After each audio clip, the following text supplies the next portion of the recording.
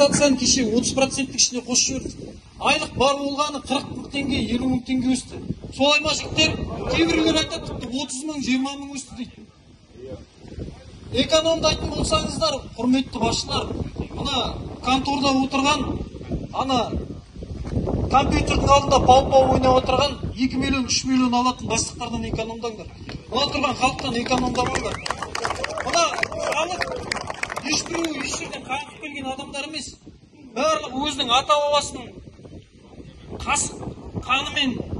қанымен термен алып беріп кеткен жерінде жүр.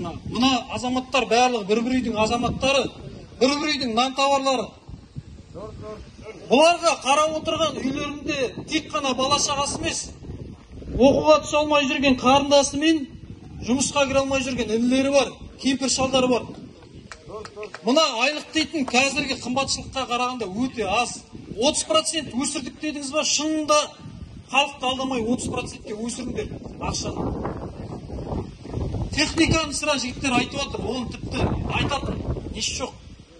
Айтатын жері қалған жоқ.